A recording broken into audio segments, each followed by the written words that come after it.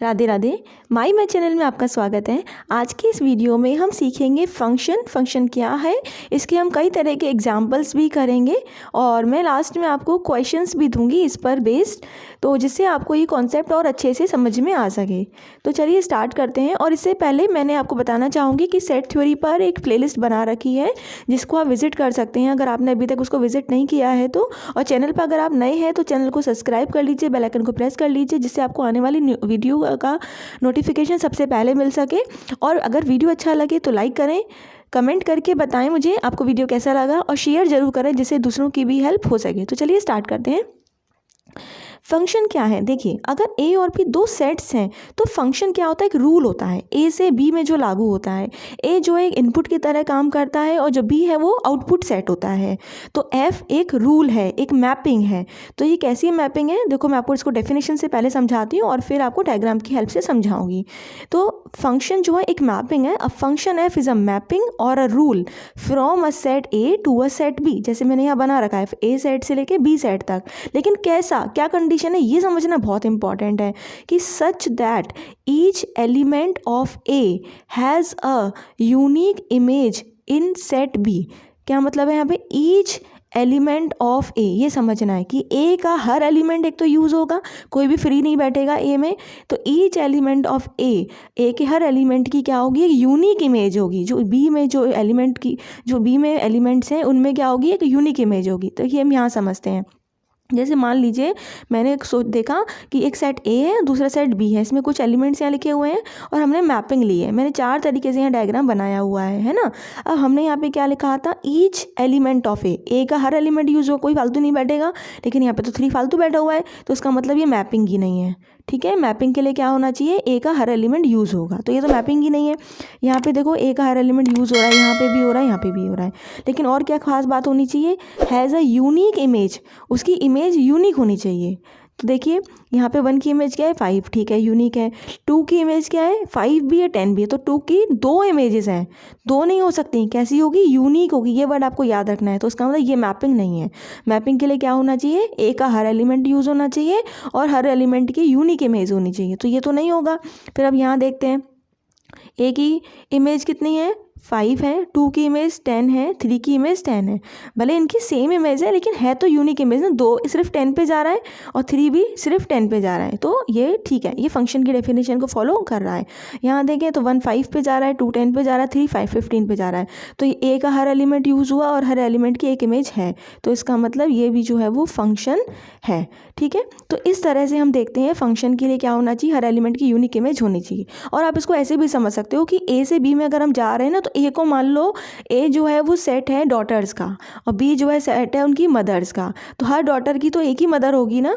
तो जैसे हम यहाँ देखें, मान लीजिए 2 डॉटर हैं, नहीं जैसे ये है 2, तो जैसे मान लीजिए डॉटर है, तो एक डॉटर की 2 मदर तो नहीं हो सकती है ना, इस तरह से भी हम समझ सकते हैं। लेकिन 2 डॉटर की एक मदर तो हो सकती है ना, इस तरह से। यहाँ पे क्या मतलब हुआ, अब देखिए एक चीज़ और, 2 डॉटर की एक मदर हो सकती है। अब मदर यहाँ पे है तो ऐसा भी होता है ना, कई बार मदर की कोई डॉटर ना हो तो ये चलेगा। तो आप इसको इस तरह से भी ध्यान रख सकते हो कि ये सेट ऑफ डॉटर्स है, ये सेट ऑफ मदर्स है। ठीक है, तो हर डॉटर की एक मदर यहाँ होगी।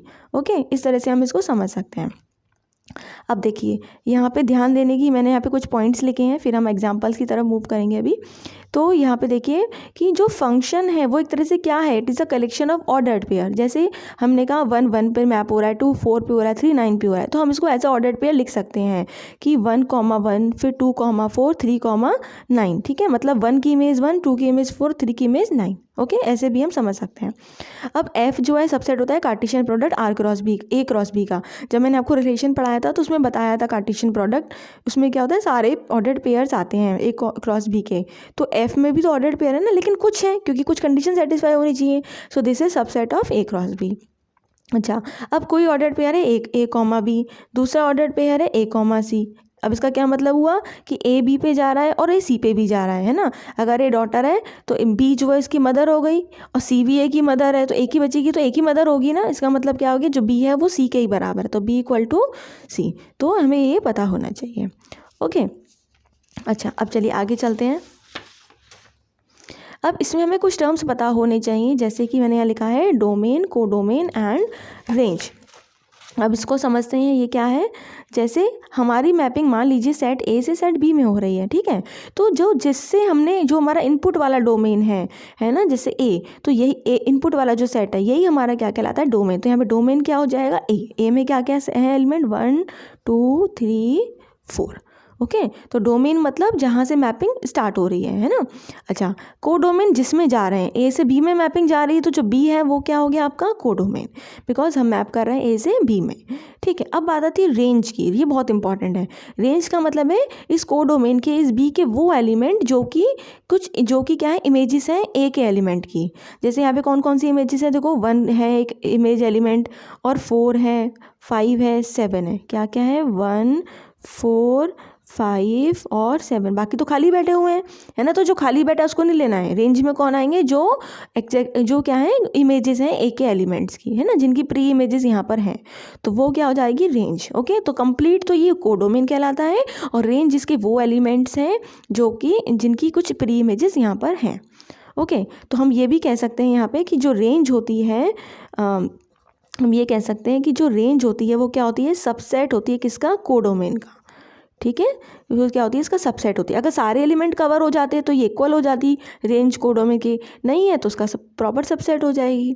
ओके, अब देखो यहाँ पे एक और चीज़ आपको बताना चाहेंगे। डोमेन ऑफ एफ को मैथमेटिकली हम ऐसे भी लिख सकते हैं कि ए कॉमा बी अगर ये पेयर्स हैं, तो जो ए वाला एलिमेंट है वो क्या होंगे, डोमेन, मतलब कलेक्शन ऑफ ए, है ना। जैसे कि क्योंकि जहाँ से मैपिंग हो रही है, ठीक है। और बी जो इधर इमेज हमें मिल रही है ना, वो क्या हो गई, हमारी रेंज हो गई। ठीक है, हमने ऐसे यहाँ पे भी देख लिया, और इस मैथमेटिकली हम इसको ऐसे लिख देते हैं। तो हम ये भी कहते हैं कि जो रेंज है वो क्या है, सेट ऑफ ऑल वैल्यूज़ है in B which are images of elements in set A, जो मैंने अभी आपको बोल के बताया था। ठीक है, वो क्या होंगी, इमेजेस होंगी ए के एलिमेंट्स की। ओके, अब जैसे अभी आपको मैंने बताया कि जो रेंज होती है वो क्या होती है, सबसेट होती है कोडोमेन का। इसलिए हमने यहाँ पे लिखा है कि जो ए की इमेज होगी, एफ ए होगी, that will be subset of B. ठीक है, अब देखिए, अब यहाँ से हम क्वेश्चन समझते हैं, एग्जाम्पल समझते हैं, जिससे आपको डोमेन, रेंज और फंक्शन के बारे में क्लैरिफिकेशन हो सके। देखिए, जैसे इसने ए सेट हमें दिया, बी सेट दे रखा है, और फंक्शन दिया F X equal to X square. तो हमसे पूछा है डोमेन और रेंज बताओ। तो डोमेन तो यही हो गया जहाँ से मैपिंग हो रही है ना, मैपिंग हो रही है हमारी, एफ जो है वो ए से बी तक हो रही है। ठीक है, तो हमसे पूछा है डोमेन और रेंज। तो डोमेन तो ए हो गया, मतलब ये कंप्लीट सेट। अब बात आती है रेंज क्या है, तो हमें देखना है ये इस मैपिंग के थ्रू, इस रूल के थ्रू ये कहाँ कहाँ मैप हो रहे हैं। तो आप देख सकते हो, एफ अगर हम -2 को मैप करेंगे तो क्या देगा, एक्स स्क्वायर, यानी -2 का स्क्वायर क्या हो जाएगा, 4। फिर एफ आप -1 की इमेज देखोगे, तो -1 की इमेज क्या, इस रूल के अकॉर्डिंग क्या करना है, एक्स को उसका स्क्वायर कर देना है। हर एलिमेंट अपने स्क्वायर पे जा रहा है, तो -1 अपने स्क्वायर पे जाएगा, तो ये क्या हो जाएगा, 1। फिर 0 की इमेज क्या होगी, 0, है ना। फिर 1 की इमेज अगर हम देखें तो क्या हो जाएगी, 1 स्क्वायर यानी कि 1। फिर f2 की इमेज क्या हो जाएगी, 2 स्क्वायर यानी कि 4। ठीक है, तो आप देख सकते हैं, आप रेंज में क्या क्या मिला हमें, इमेजेस क्या मिली हमें, 0 मिला, 1 मिला, 4 मिला, 1 4, है ना। तो रेंज क्या मिल गई, 0 1 4। ऐसा नहीं 2 बार 1 मिला तो 2 बार लिखेंगे, नहीं, हम एक ही बार लिखेंगे। तो 0 1 और 4, इसमें से क्या मिला हमें, 0 1 4। तो ये क्या हो गया, रेंज हो गई। ठीक है, हम मैपिंग देख लेंगे कि हमें हमारे एलिमेंट्स कहाँ कहाँ किस किस पे मैप हो रहे हैं। ठीक है, अब देखिए नेक्स्ट एग्जांपल हम देखते हैं। इसमें दिया है कि ए सेट हमें दे रखा है, एफ मैपिंग है ए से जेड। जेड का मतलब होता है set of integers given by, ये हमें मैपिंग ऐसे डिफाइन है। पूछा क्या है, रेंज बताओ, है ना। जैसे अभी हमने रेंज देखी थी, हम इस रूल के अकॉर्डिंग रेंज यहाँ पे भी देख लेंगे। फिर कहा इसने, अब इसमें एक और चीज़ पूछी है हमसे, प्री इमेजेस बताइए 6 और -3 की। मतलब अगर कोडोमेन में -6 और -3 हो तो उसके लिए यहाँ पे कौन सा एलिमेंट है जो जिसके लिए वो इमेज बनेगा, है ना। तो देखिए बहुत अच्छा क्वेश्चन है, इसको ध्यान से समझेंगे हम।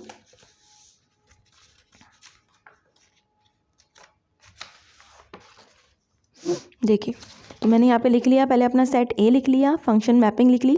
तो पहली चीज़ हमसे पूछी गई थी रेंज बताइए, तो हमने हर एलिमेंट की इमेज देख ली, -2 एफ -2 निकाला, -2 मतलब एक्स की जगह -2 रखा, तो यहाँ रखा -2 का स्क्वायर 4 हो गया, यहाँ -2 पुट किया तो ये 4 हो गया, और ये -3 तो ये 5 आ गया। फिर ऐसे -1 की इमेज निकाली, एक्स की जगह -1 रखा तो 0 आया, 0 की इमेज -3, 1 की -4 और 2 की -3। तो आपकी रेंज में कौन कौन से एलिमेंट मिल गए, 5 0 -3 -4 -3। तो -3 तो 2 बार एक ही बार लिखेंगे, तो ये हमारा रेंज आ गई। ठीक है, ये तो बहुत आसान था। लेकिन दूसरा इसने जो पूछा है प्री इमेजेस निकालो, मतलब किस किस की प्री इमेजेस निकालें, एक तो 6 की और एक -3 है ना। तो 6 के लिए कैसे करेंगे, तो प्री इमेज का मतलब क्या है कि अगर यहाँ पे 6 बैठा है तो यहाँ पे कौन सा एलिमेंट है जिसके लिए ये मैप हो रहा होगा। हमने मान लिया x है, ठीक है, तो हमने ले लिया लेट x जो है x be the pre image of 6, मान लिया 6 जो है इसकी प्री इमेज है। तो इसका मतलब क्या होगा, अगर x इसकी प्री इमेज है और f मैपिंग नाम है तो fx इक्वल टू 6 होगा। तो हमने लिखा fx इक्वल टू 6। जब भी प्री इमेज निकालेंगे तो हम लिखेंगे fx इक्वल टू 6 और हम x निकालना चाहेंगे यहाँ से। तो fx की वैल्यू तो हमें ये दे रखी थी x square minus 2x minus 3 जो रूल दिया था इक्वल टू 6। ये इक्वेशन बन गई क्वाड्रेटिक। हमने श्रीधराचार्य का फॉर्मूला लगाया तो x की वैल्यू हमें पता चल गई, है ना। श्रीधराचार्य का फॉर्मूला क्या होता है, equal to minus B plus minus under root में B square minus 4ac upon 2a। लेकिन किसके लिए ये, अगर इक्वेशन दी है हमारी ax square plus bx plus c equal to 0, ये इक्वेशन अगर होती है तो इसके लिए x इक्वल टू ये मिलता है बाय श्रीधराचार्य फॉर्मूला। ओके, तो जब हमने इसको लगाया तो x की वैल्यू ये आ गई। इसका मतलब x equal to 1 plus minus under root 10 यहाँ है, उसकी इमेज है 6, है ना। ये कहना चाह रहा है। लेकिन ये एलिमेंट तो x में है ही नहीं, हमारा पास जो a सेट है डोमेन वो तो ये है ना, मतलब ये पार्ट x हमने यहाँ लिया, ये किस में था a में, इधर है b, ठीक है। ये b नहीं सॉरी यहाँ z दे रखा था हमें, जब क्वेश्चन हमने अभी दिखाया था आपको तो देखिए हमें क्या दे रखा था, यहाँ z दे रखा था, है ना, और यहाँ a दे रखा था, ये वाला सेट। तो a, अगर a में हमें x, हम कहना चाह रहे थे एक x ऐसा है जिसकी इमेज ये होगी, तो हमने देखा x तो हमें अंडर रूट में मिल रहा है, ये तो यहाँ है ही नहीं है। इसका मतलब ये हुआ कि इसकी कोई प्री इमेज है ही नहीं, मतलब है ना। जैसे मैंने आपसे कहा था ना, फंक्शन में ऐसा हो सकता है यहाँ पे एलिमेंट खाली बैठे, यहाँ नहीं खाली होगा, यहाँ खाली हो सकता है ना, मतलब मदर हो सकती है जिसकी कोई डॉटर ना हो, ठीक है। तो इसका मतलब कि इसकी कोई प्री इमेज ही नहीं है, तो हमें x ऐसा मिलना चाहिए जिसकी जो एक्चुअल में इसमें बिलोंग करता हो। तो x हमें ऐसे मिला जिसमें बिलोंग ही नहीं करता, इसका मतलब इसकी कोई प्री इमेज नहीं है, ठीक है। अब देखिए मैंने एक और इसलिए यहाँ पे एक और नंबर के लिए पूछा है यहाँ पे कि प्री इमेज हमें बताओ -3 की, ठीक है। तो सेम प्रोसेस हमने अब इसके लिए किया। तो हमने इसमें क्या किया, जैसे हमने fx इक्वल टू 6 रखा था, हमने fx इक्वल टू -3 रखा, ये fx की वैल्यू है। तो यहाँ पे कट के क्या आ गया, x इक्वल टू 0 2 आ गया सिंप्लीफाई करके, है ना। तो अब 0 2 तो बिलोंग कर रहे हैं ना a में, a सेट हमारा ये था, इसमें 0 और 2 तो बिलोंग कर रहा है ना। इसका मतलब ये हुआ कि 0 और 2 दोनों की दोनों कहाँ मैप हो रहे हैं, -3 पे, है ना। दो तो एक पे जा सकते हैं ना, दो डॉटर तो एक माँ की हो सकती है ना। तो this mean 0 and 2 are preimages of -3। तो आप एक हमेशा प्री इमेज में fx के बराबर रख करके और आप x निकालेंगे और आपको देखना होगा कि x a में एक्चुअली में बिलोंग कर रहा है या नहीं कर रहा। नहीं बिलोंग कर रहा तो नो प्री इमेज, कर रहा है तो प्री इमेज, ठीक है। आगे देखते हैं। आई होप आपको ये एग्जाम्पल समझ में आया होगा। मैंने अलग अलग कोशिश की एग्जाम्पल्स लेने की जिससे आपकी बेटर अंडरस्टैंडिंग हो सके फंक्शंस के लिए। अब देखिए f हमारे पास याद है r प्लस से, r प्लस मतलब पॉजिटिव रियल नंबर्स, r मतलब रियल नंबर्स। पूछा है हमसे image set of the domain of f, और हमसे क्या पूछा है कि x निकालो सच दैट कि fx जो है -2 है। फंक्शन क्या है, fx equal to log x दे रखा है। अब log x के लिए ये तो फंक्शन हम इसको ड्रॉ कर सकते हैं। ये कैसे बनता है, कुछ इस तरह से कुछ करके बनता है ना। तो इस तरह से आपका कुछ फंक्शन ही ड्रॉ होता है लॉग का। तो ये कहना चाह रहे हैं इसकी इमेज बताओ। तो इमेज का मतलब क्या है, कौन कौन सी ये वैल्यू लेगा। तो ये कुछ, ये पूरा यहाँ से यहाँ तक है, ये ऐसे बनता है। तो इमेज क्या हो गई इसकी, हमें देखो ये हर पॉइंट पे ये नीचे भी जा रहा है ऊपर भी जा रहा है, तो ये इसका मतलब पूरे रियल लाइन ले रहा है, ठीक है। तो हर हमें क्या मिलेगा यहाँ पे, हर क्या कहते हैं रियल, हर रियल नंबर ये लेगा तो इसकी इमेज क्या हो जाएगी, r हो जाएगी। ओके, अब दूसरा हमसे पूछा गया है कि log x बताइए सच दैट fx की वैल्यू -2 हो, है ना। ये नेगेटिव भी आ सकता है, fx की वैल्यू -2 हो। तो हमें क्या किया हमने, fx इक्वल टू -2 होना चाहिए, मतलब log x जो है -2 के बराबर होना चाहिए। तो log x -2 के बराबर होने का क्या मतलब है कि x कितना हो जाएगा, जब एंटी लॉग लेंगे e की पावर -2। तो e की पावर -2 जो है वो क्या है, प्री इमेज हो गई किसकी, -2 की। हमसे पूछा है ऐसा x बताओ सच दैट fx -2 के बराबर। तो हमने इस इक्वेशन को सॉल्व करके x की वैल्यू निकाल ली, ठीक है। तो ये हमारा यहाँ से ये पार्ट हो गया।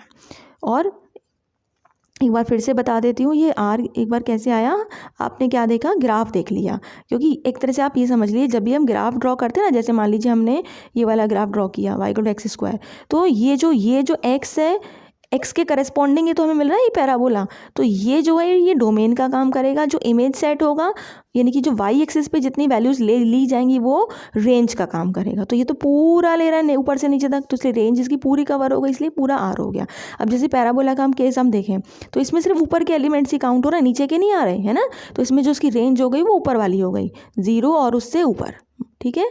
तो आर इसमें क्या आ गई, सिर्फ ये 0 और पॉजिटिव रियल नंबर्स आ गए, नेगेटिव नहीं आ रहा है इसकी रेंज में, लेकिन इसकी रेंज में पूरा कवर हो रहा है, ठीक है। देखिए ये एक्स स्क्वायर का यहाँ क्वेश्चन आ गया, यहाँ पूछा है हमसे कि इसकी रेंज बताओ। तो F X equal to X square अभी मैंने ड्रॉ किया था, एफ एक्स मतलब एक तरह से वाई ले लें, Y equal to X square draw किया। तो मैंने क्या बताया आपको, कौन कौन सी वैल्यूज़ आ रही हैं, जो कि 0 और ऊपर वाले रियल नंबर। तो हम इसकी रेंज को ऐसे लिख सकते हैं कि आर में क्या है, वो एक्स है सच दैट एक्स क्या हो, ग्रेटर देन और इक्वल टू 0, ठीक है।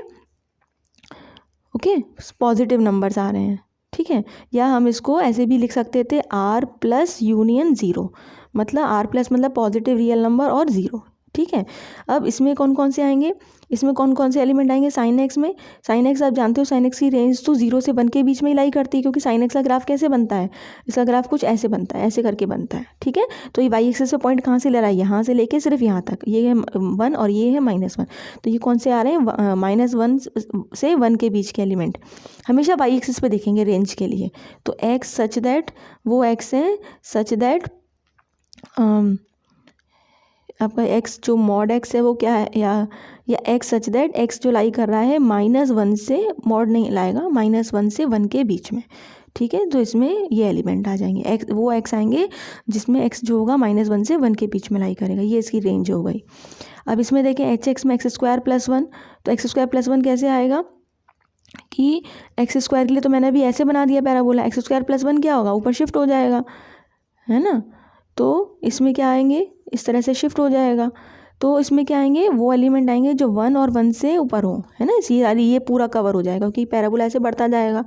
तो और हम ऐसे भी देख सकते हैं कि अगर मान लीजिए इसमें 0 रखा तो 1 आ गया, नेगेटिव नंबर रखा, नेगेटिव रखेंगे तो स्क्वायर हो जाएगा, तो 1 से कुछ बड़ा ही आएगा, है ना। तो हमेशा या तो 1 मिलेगा या 1 से बड़ा नंबर मिलेगा।